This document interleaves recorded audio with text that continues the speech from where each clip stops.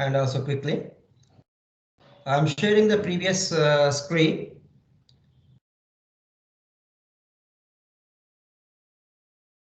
So I'm switching off my video.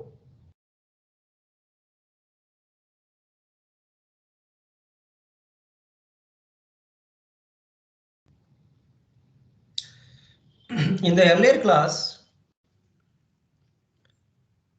we have seen the different types of polarized light, and we defined what is a polarized light.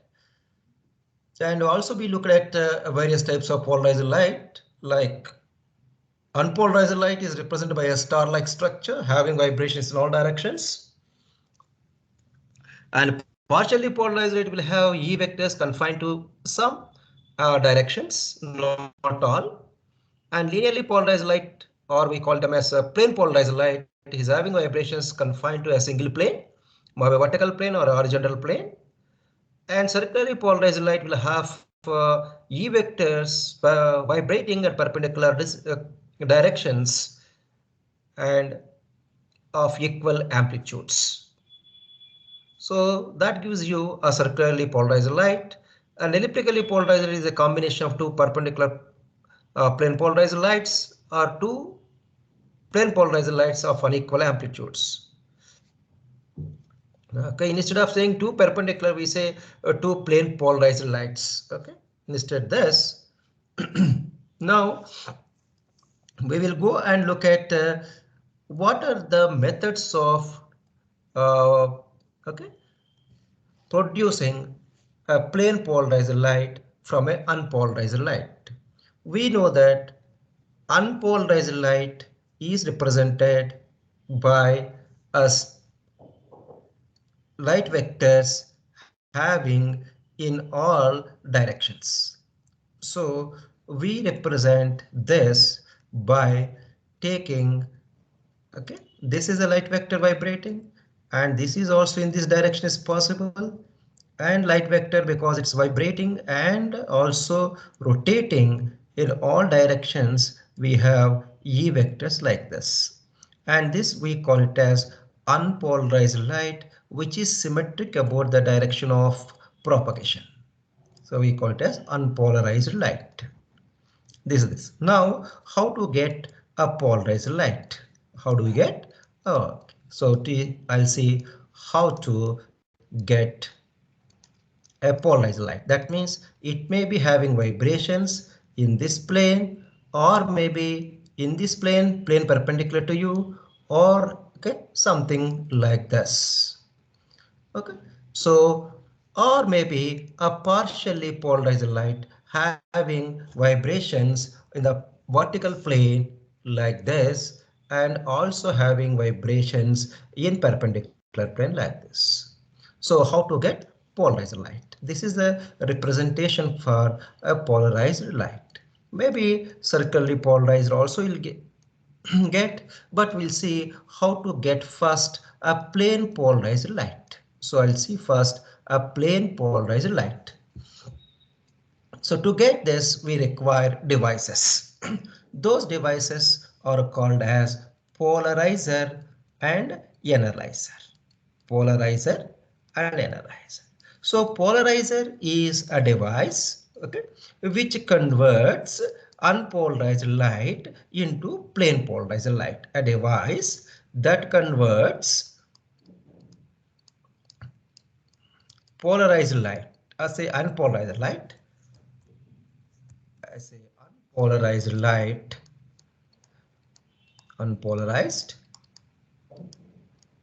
light into a polarized light.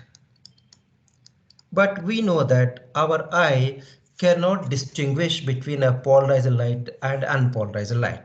So we have to see whether this polarizer has converted unpolarized light into a polarized light or not. So a device that converts unpolarized light into a polarized light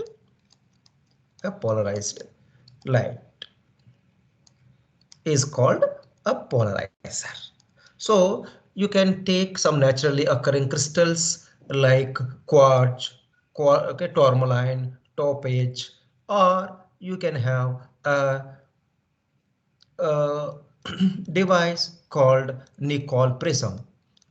So we'll see construction of this Nicol prism soon. Nicol prism is a polarizer which converts the unpolarized light into polarized light. Similarly, I do require analyzer. So a device that analyzes analyzes analyzes incident light as a polarized light or not.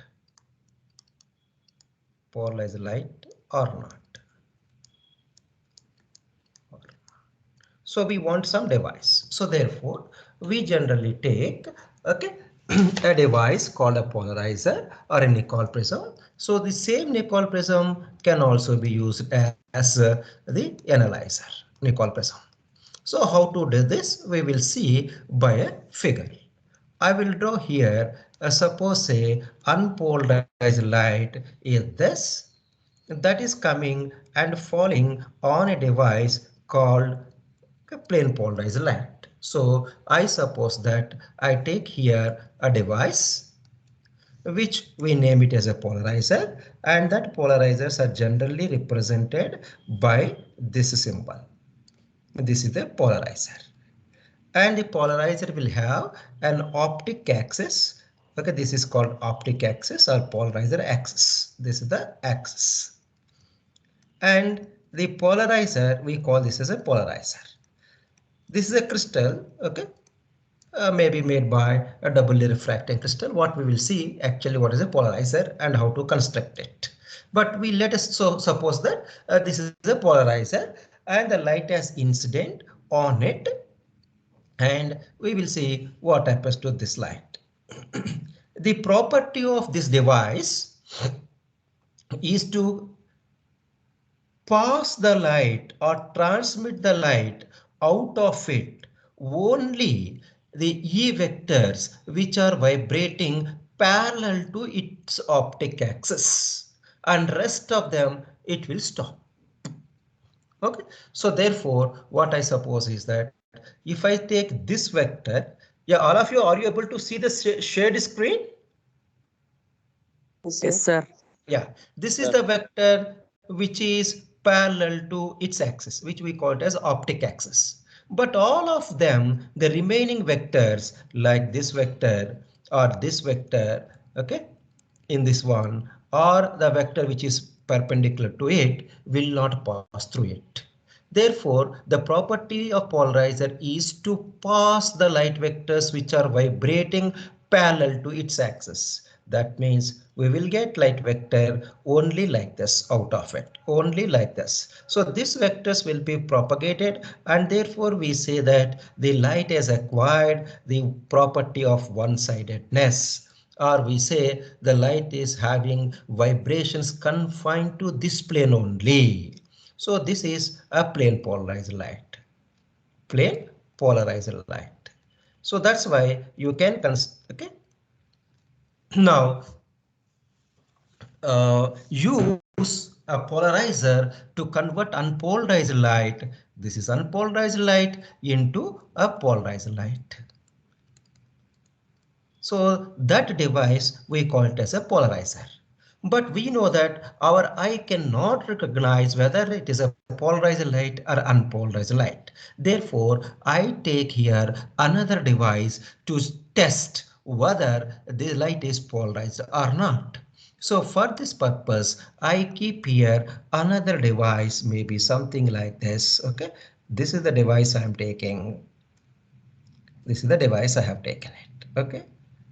And suppose that the optic axis is exactly like this. That means the optic axis of this is parallel to optic axis of this. Both optic axes are parallel to each other. Now the light which is coming and falling on the second device, this is the second device, light is coming here and falling on this. Now the light which is coming and falling on it. Okay, this is the device I'm taking. Okay, which I take it like this. Now, this light is also having a E vector or the light vector vibrating parallel to its optic axis. Therefore, this device will also transmit light out of it.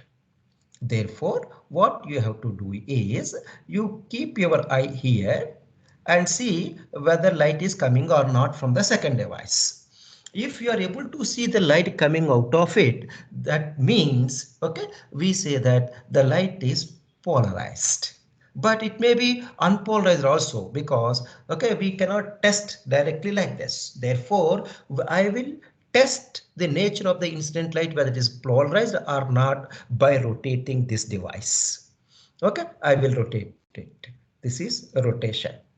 So if I rotate it, I will find whether there is any change in the intensity or not at the output of the second device. And this second device, we call it as analyzer. Analyzer. Now see what happens if you turn this by some angle. That means I will now write only this part of it. Okay, this part of it. Now I Sir, have the sir, why not take only one axis polarizer, sir? Why take two and then check for the second one? only one axis. This is a nickel prism. This is also a nickel prism. That's why I have given example for polarizer and analyzer same nickel prism. Okay, sir. Okay, this is also a nickel prism. Analyzer is also nickel prism, but the second nickel, this is called the first nickel. Okay, this is the first nickel, and this is the second nickel. We are using second nickel prism only see whether the light coming from the first nickel prism or we say plane polar is a plane polarized light or not. To test that, we have to rotate the analyzer.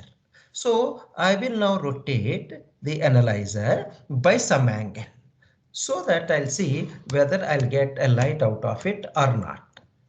So okay, to do that, what I'm supposing here is, okay, I am just turning the second nickel by some angle. So therefore, I take the nickel and I make a rotation, some rotation like this. Okay, this is the nickel prism which is rotated by some angle with respect to the previous direction. So therefore, when I rotate it, okay, this light falls it, light will see it whether light is coming or not. This is the axis of it. So now this light is falling in this direction, but okay, the optic axis is not parallel to it. Therefore, I may not get any light out of it because the property of this device is to transmit light of those okay, light vectors which are vibrating parallel to it. So there is no vector parallel to it. But now we see I turn the device again. If I take it, I turn the second device 90 degrees to the incoming beam. That means I have the okay, device turned almost 90 degrees to it. So when I turn it to 90 degrees, this is the optic axis, I'll say it. Now we have the vectors, light coming from the first nickel is having vibrations in this direction only. Okay. So thereby we say that this is having no vibrations parallel to its axis. Therefore, we expect no light coming out of it. But it was found that when okay, the light intensity is I naught is the incident intensity. If I take I naught is the intensity of incident light, intensity of incident light, and then I say this is the intensity I okay, of transmitted light. This is called transmitted light. Okay, this is intensity of transmitted light, I. Okay. Then it was found that as you are rotating the second Nicole slowly, we know that light is a vector, light vector, E vector. Therefore, if I take this as an x-axis and if I take this as a y-axis, and suppose say the incident light is making some angle with this, that means if it is exactly some falling like this, then we know a vector can be resolved into x component and y component. Okay, we have x, suppose say this is I is the intensity of the light vector. Then what is the x component? Can anyone say? If this is theta, Ix cos theta. I cos theta, good. What is y component? Sin theta. I, Theta. I sin theta. So now, therefore, okay, it was observed that when the second Nicole is slowly vibrating with initially the polarizer and analyzer parallel to each other, they observed maximum intensity. Maximum intensity. When they, okay, that means theta between the polarizer and analyzer is, okay, 0 degrees, where theta is the angle between polarizer and analyzer planes, okay, angle between the plane of the polarizer and the plane of the analyzer. Now when it is exactly 90 degrees, theta is equal to 90 degrees, they observe no light coming out of it, no light. Okay, that is minimum light. No light at all, no minimum, no light at all, no light at all. That means intensity I is equal to 0 they observed here. Here, when theta is maximum, then they found it I is equal to I naught approximately. Okay. Then when between any angle between theta is equal to 0 and theta is equal to 90, the intensity is slowly getting varied because the incident light gets resolved into components. I have I cos theta component. If I have cos theta component, if it is parallel, it will be transmitted. If it is perpendicular, it will not be transmitted. Therefore, they observe that, okay, at any angle, the intensity varies with theta, the angle between the analyzer and polarizer. So thereby there is a law given by studying the variation of intensities. That means when the two analyzers, polarizer and analyzer optic axes are parallel to each other, they get the maximum intensity. That means the second analyzer has transmitted some light out of it. When you rotate it slowly, and if you rotate by 90 degrees, they found no light coming out of it. But by rotating a 45 degrees or 30 degrees, they found that a small intensity is coming out. Thereby, by rotating the second analyzer, or okay, which is second Nicol prism, there is a variation of light intensity at the output. That means there is a change in intensity of the transmitted light when you are rotating from theta equal to 0 to theta equal to 90 degrees. So if you observe variation in the intensity of transmitted light when you rotate the analyzer by some angle, then we say the incident light on it is a polarized light. Because we can see the variations. The light may be maximum or light may be minimum with our eye, but we cannot say that the light which is coming to our eye directly, whether it is polarized or an unpolarized light.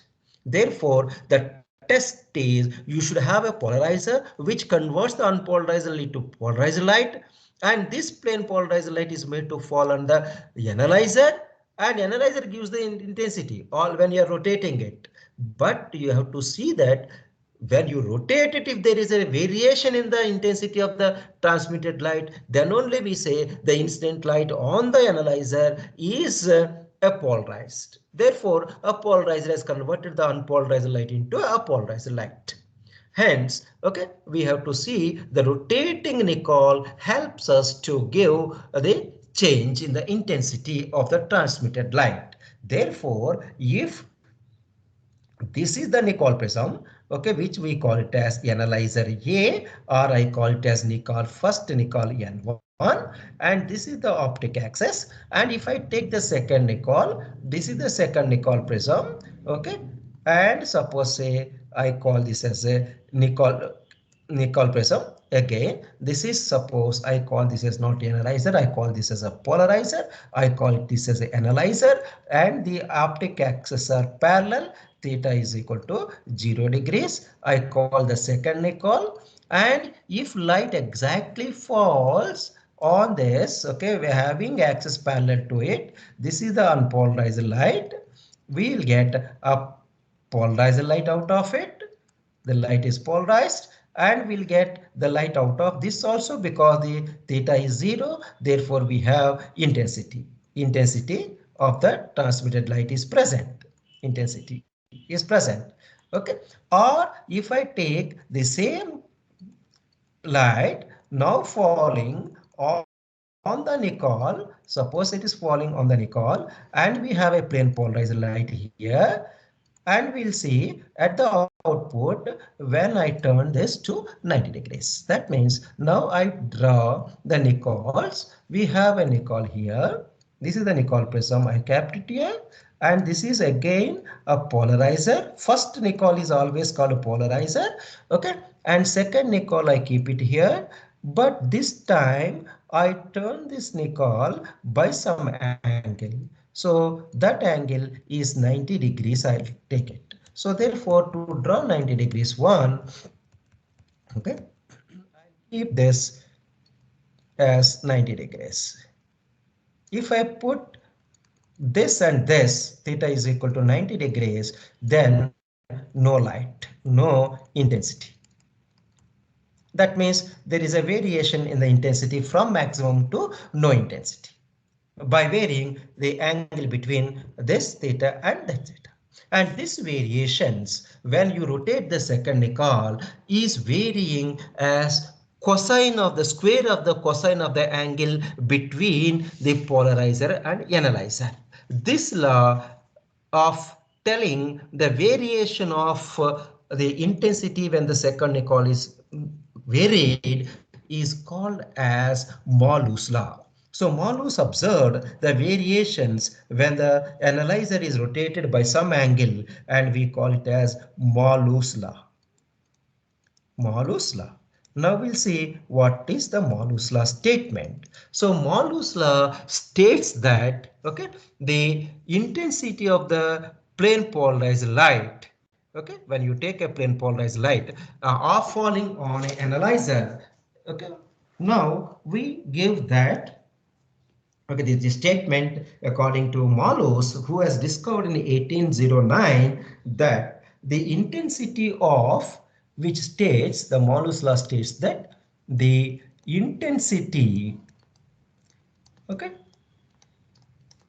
of, okay, polarized light, of the polarized light, because the light coming from the analyzer is polarized and falling on the analyzer is a polarized light. Hence we say the intensity of the polarized light transmitted by the analyzer, transmitted, we say that by the analyzer, okay.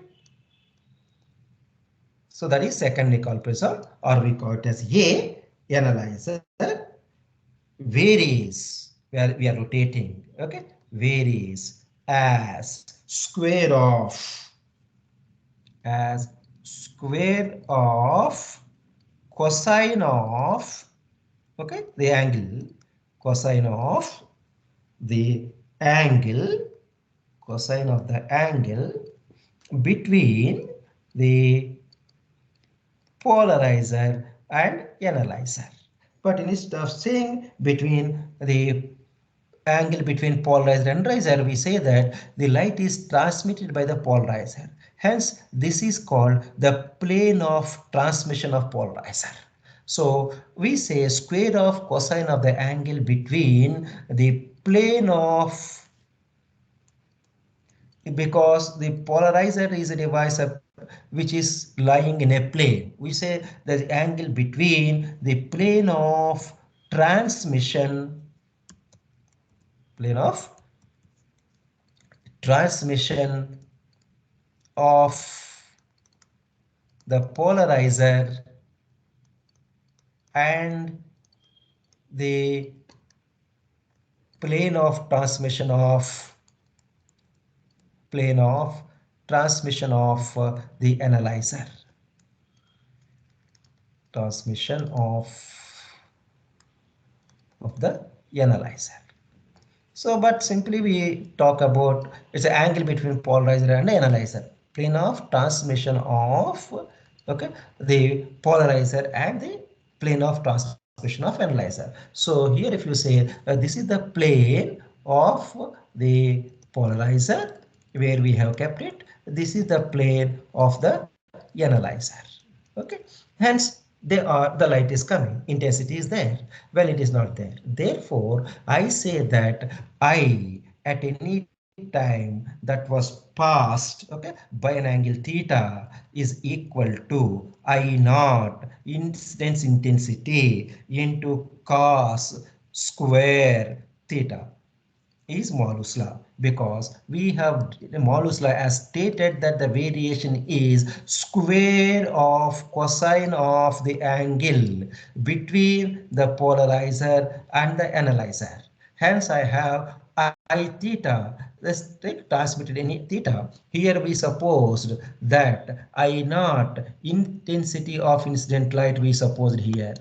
Okay, we supposed that its intensity of incident light, i.e. the intensity of transmitted light by some angle when the polarizer is rotated. That is what we said. So therefore I'll have like this. Therefore if I say theta is equal to 0, that is, we say polarizer and analyzer are parallel to each other, are parallel. Okay, then I say that, okay, I theta is equal to I naught into cos square theta is 0. So I write I naught. So we have maximum intensity.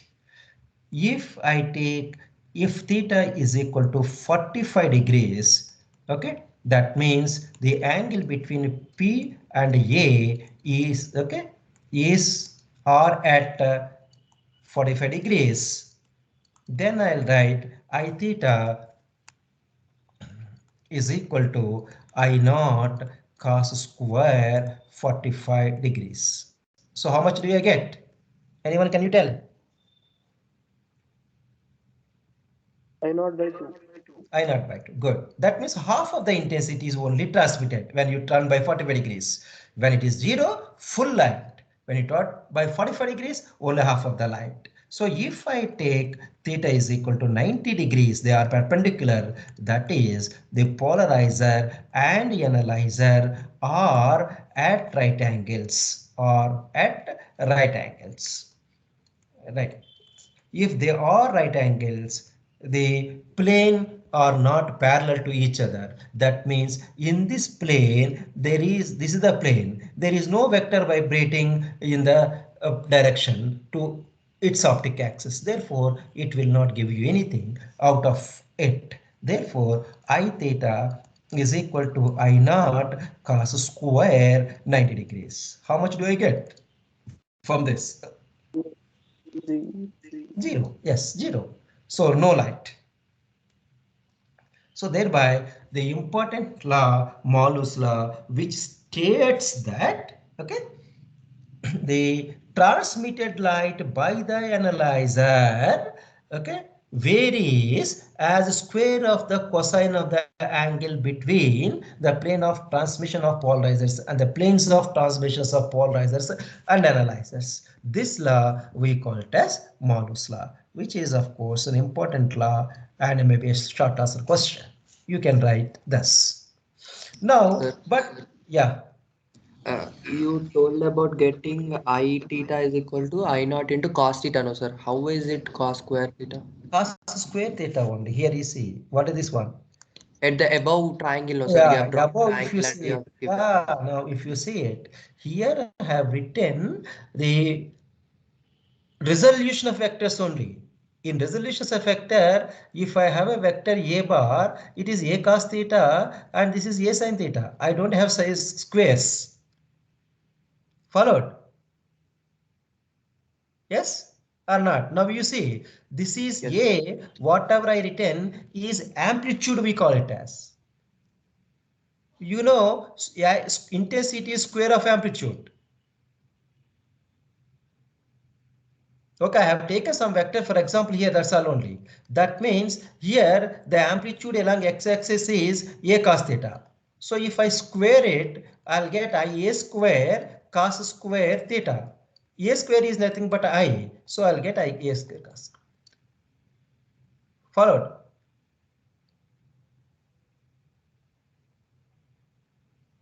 Yes, sir. Okay. Yes. Yeah, a vector I have just, for example, I have taken I as a vector. That's all. Don't say I as intensity here. Huh? If you are confusing, I can put it as A. That's all. A is the amplitude. A is a vector quantity. That's all. Okay, square of this vector is intensity. That's why I'm writing it. So I square is equal to this. So I'll get here the cos square 90 degrees here. That is one. But this is the variation. But how do I get a polarized light? I am using a polarizer. But do I have only one method to get a polarized light by using a devices or like called as polarizers? There are many methods to produce a polarized light. Therefore, we look at methods to produce a polarized light. Produce a polarized light. There are many methods, but we concentrate on only two important methods. Okay. So one is methods to produce the polarized light. There are many methods. The first method is a simple method which we call it as okay reflection.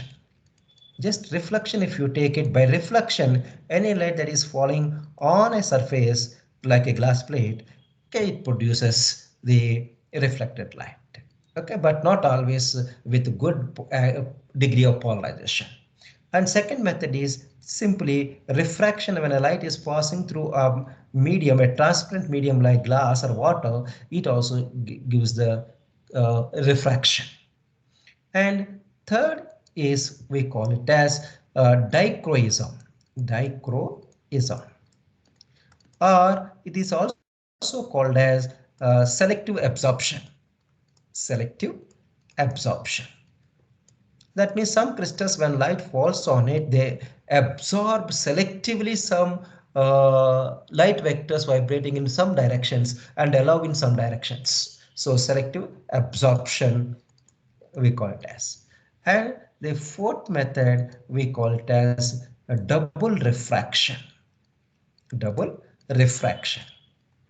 Don't say double refraction is refracting two times. No, this is a different phenomena, double refraction. Okay, this is generally also known as birefringence. Okay. By birefringence. Okay, so or double refraction we call it as.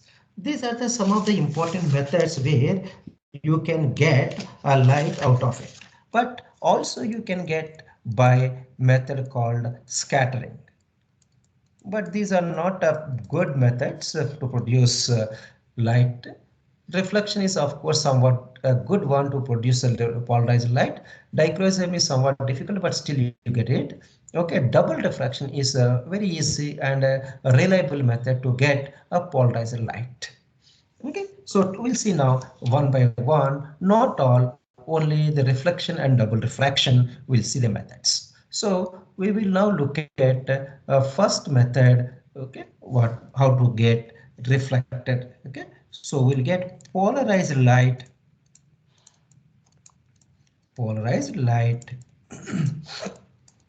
by reflection.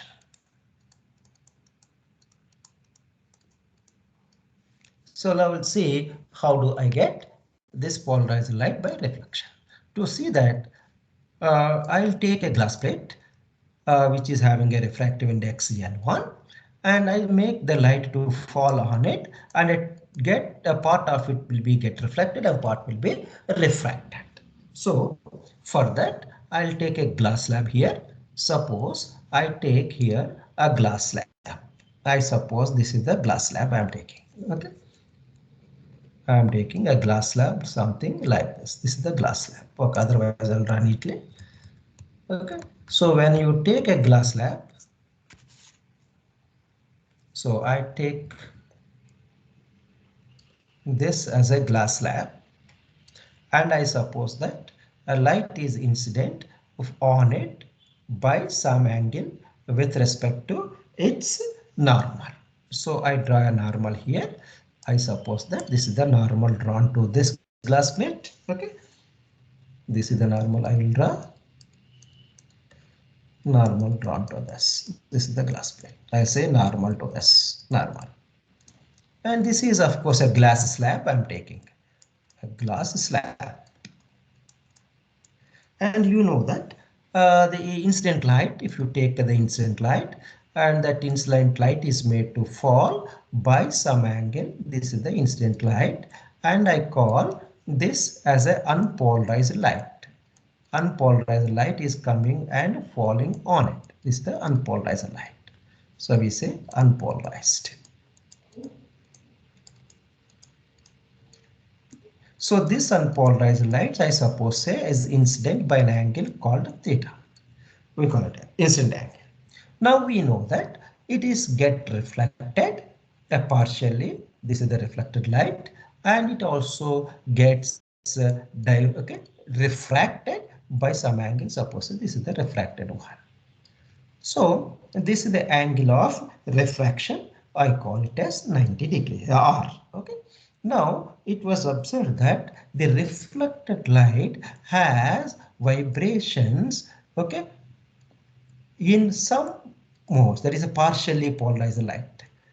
This is a partially having vibrations in perpendicular planes. Okay, a perpendicular vector and also a parallel vector. So this is a partially polarized light. Partially the observed.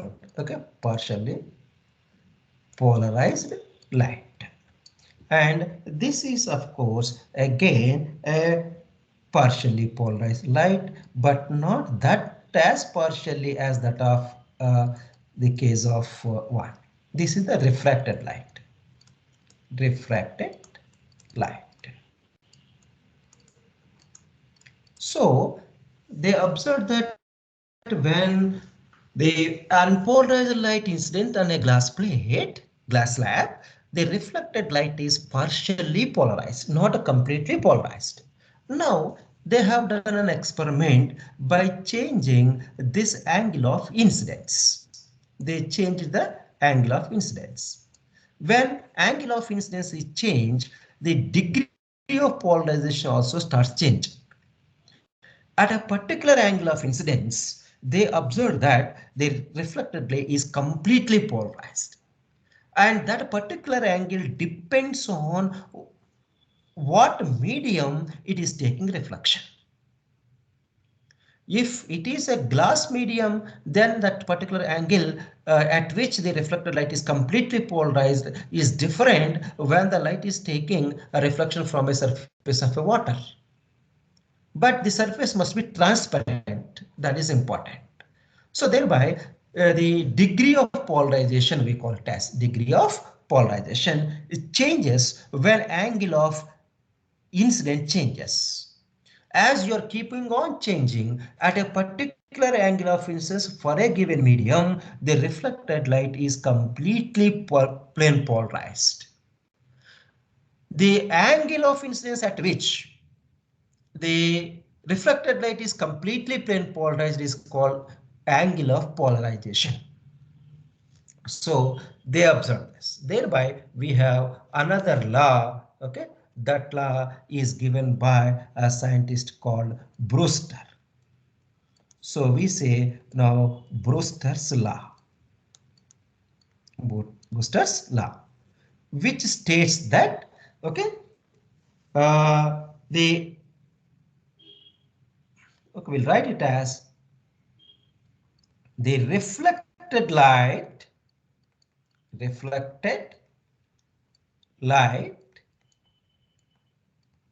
from a surface of a transparent medium like water, glass, etc. Transparent medium is partially polarized. The reflect. So by reflection, you'll get a polarized light is partially polarized. The degree of polarization, degree means whether it is completely polarized, partially polarized, like this we say degree of polarization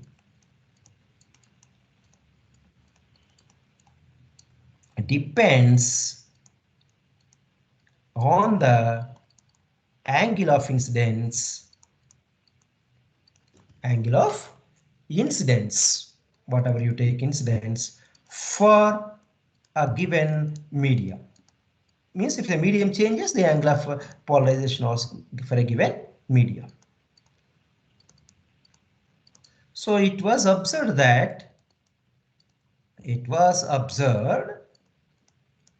okay, that for a given medium,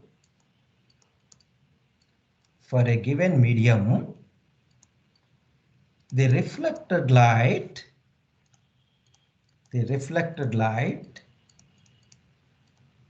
is completely polarized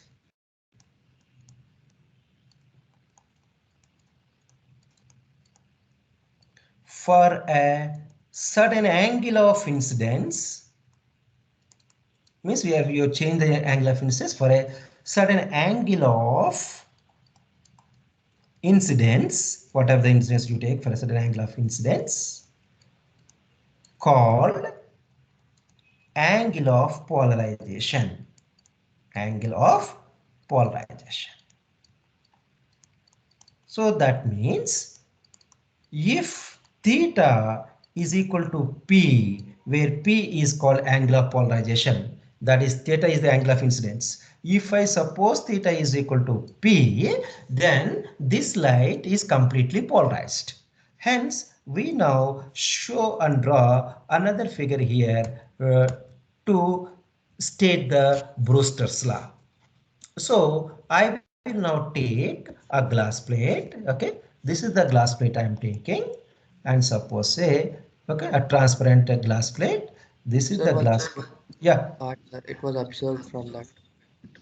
Just move a bit ahead. Okay. So I am taking a glass plate like this. This is the glass plate. Okay. I have to draw normal to it.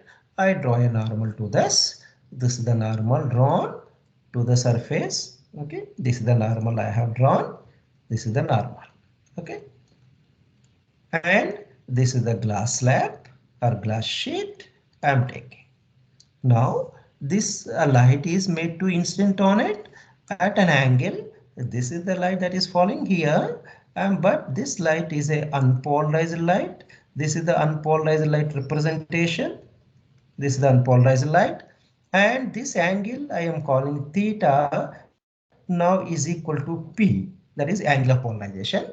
Then the reflected light is completely polarized, having vibrations confined to only one plane. Dot means perpendicular to this. Okay, so this is fully plane polarized light. Plane polarized light. Polarized light.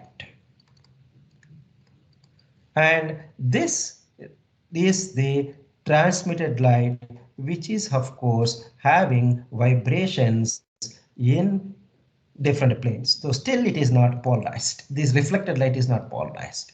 And this angle we call it is angle of refraction. I call this as angle of refraction. R is the angle of refraction.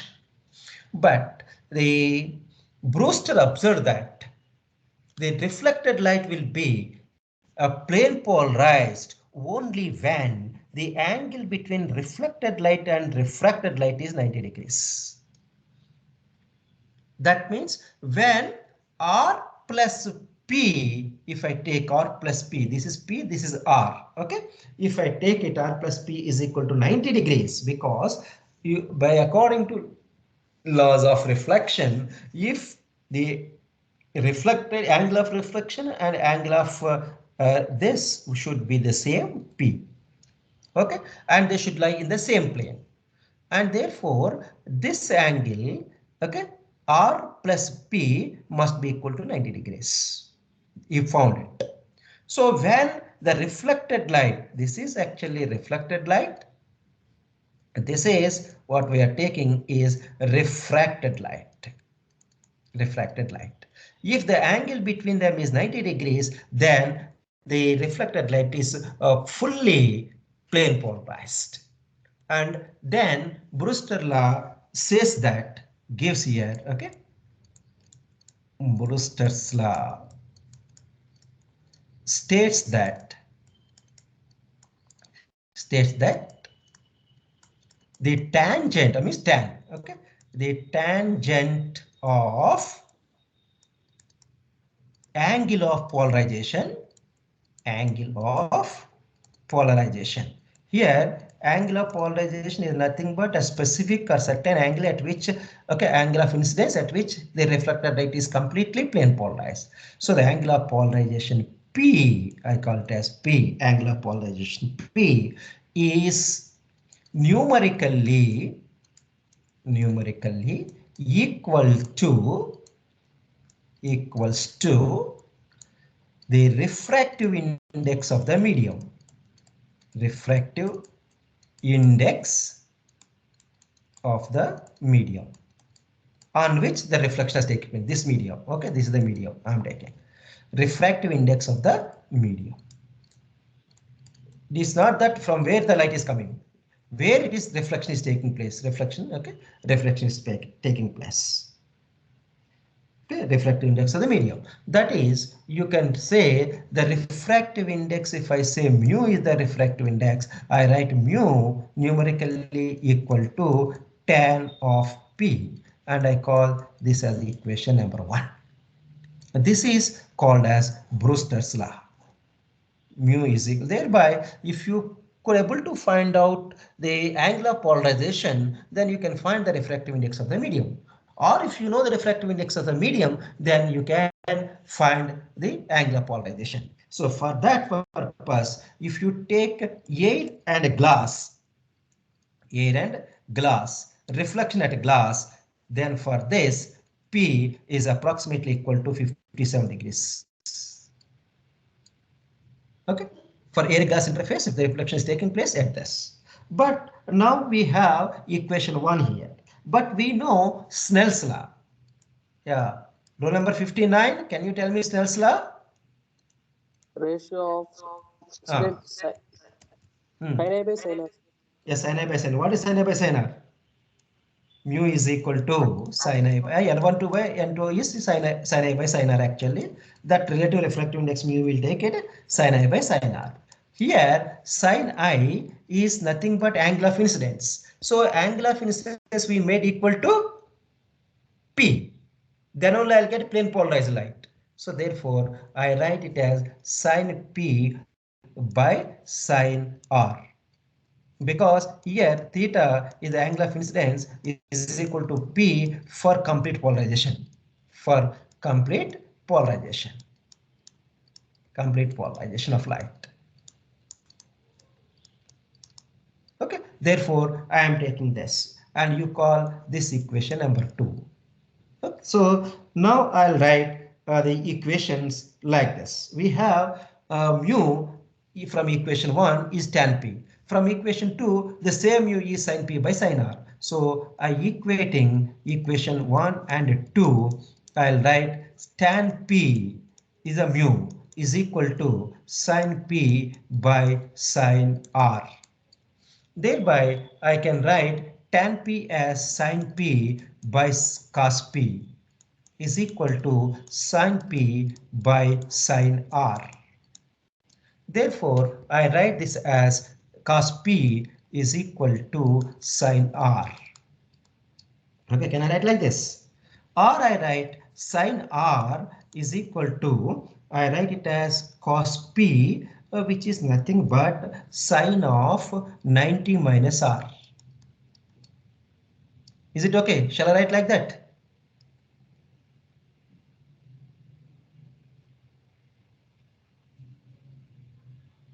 Yeah, Sir, can I write? Yeah. Therefore, R is equal to, okay, this 90. Okay, sorry. Sine P I should write here. Huh? Okay, okay. Because here I have P, I should write P here, not R. Okay. So I write sine P. Sine P. Cos P means 90 minus P. Therefore, I write 90 degrees minus P is this, or R plus P is equal to 90 degrees. That means when the light is completely polarized, we say that the, okay, here if you see it, the angle, this angle should be 90 degrees. Okay, that's what the, well, this is now I supposing this angle. That means the reflected ray and reflected, okay, are at 90 degrees. Therefore, we say that, okay, uh, uh, at theta is equal to P, that is angle of polarization, the reflected light and the refracted light and the refracted light are at right angles. So if this condition is satisfied, then the reflected light is completely plane polarized. You can also get the light polarized.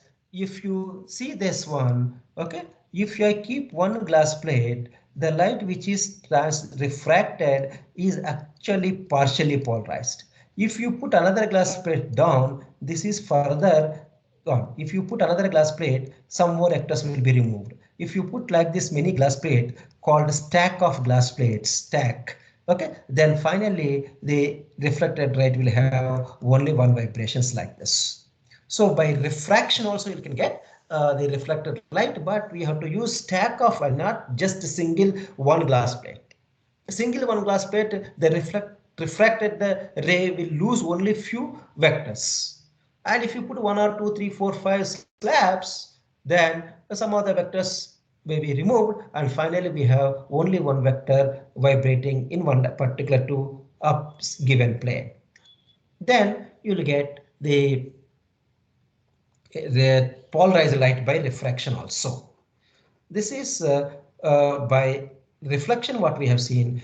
Refraction also you can get it. But for refraction, we need a file of glass plates, not a single glass plate is not sufficient.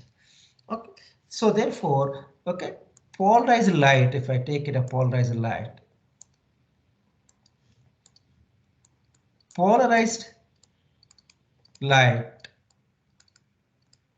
by refraction requires a pile, or we say stack of glass plates, not single glass plate. Okay, glass plate. This is the way in which you can also produce a polarized light from refraction. But we will now concentrate on another one which we call it as, okay, double refraction. Next important is double refraction. So there are some crystals that are occurring naturally in which when light falls on them, they split the incident light into two perpendicular components by themselves. Okay, that means if I take any light, okay, that is we say any medium, suppose I take a crystal something like this. Suppose this is a crystal I am taking. When I take a crystal on this, okay, and a crystal I just take it, if light falls on them, unpolarized light or polarized light, whatever may be, this light will, this crystal, I am taking the crystal, okay, this crystal will divide this light into two different lights. This splits into two different parts, one having vibrations in one plane, other having vibrations in perpendicular plane. So therefore, the property of some crystals which splits, okay, the incident light in, or which refracts the incident light into two beams having vibrations in perpendicular planes, that property we call it as double refraction, and the crystals are called doubly refracting crystals. But generally these are anisotropic crystals. Therefore we now say that, okay, when unpolarized light is passed through certain crystals, when an unpolarized light, even polarized light also splits. I just feel comfortable with you. Yeah.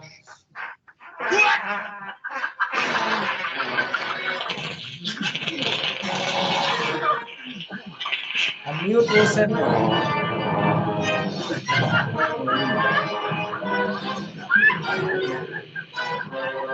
Yeah, who is playing music at the background?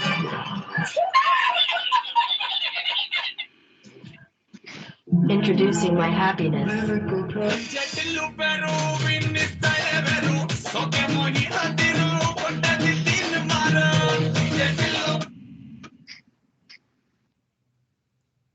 Yeah, who is playing music at the background?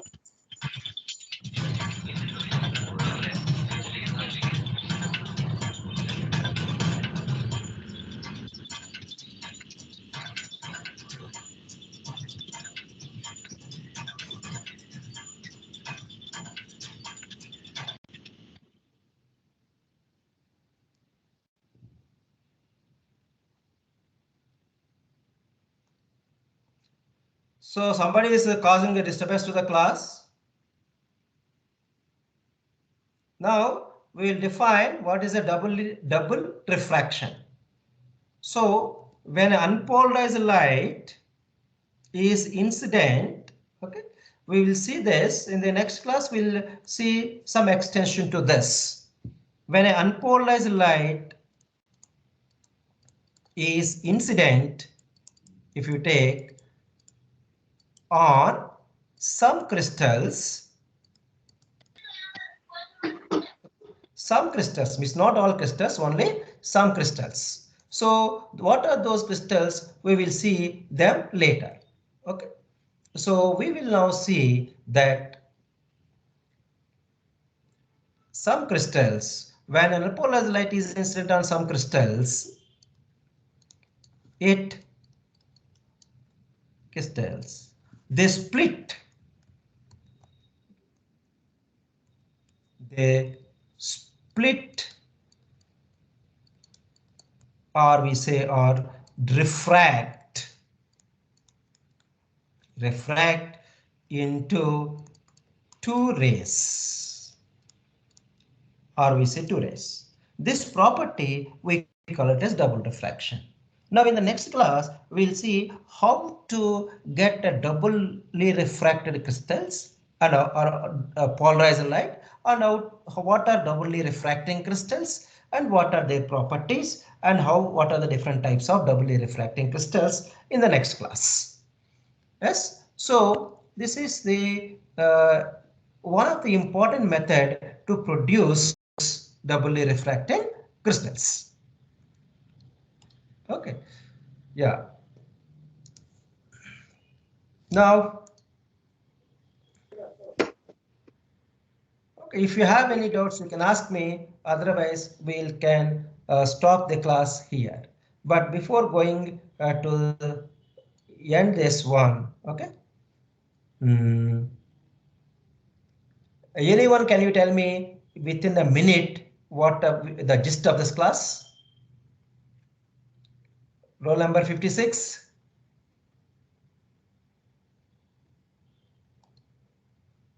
56. Roll number Sir, 50. Yeah.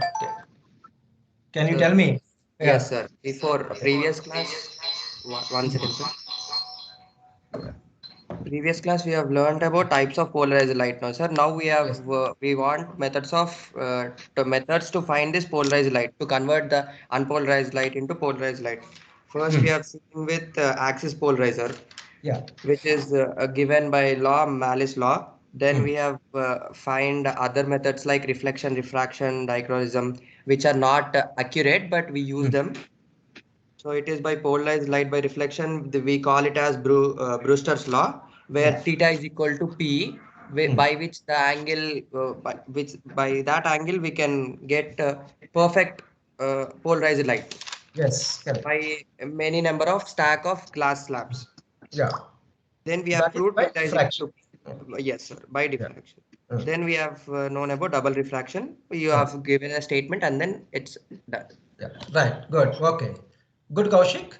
Now I'll stop here. If you have any doubts, you can ask me. Otherwise, you can leave the meeting. Shall I leave the meeting?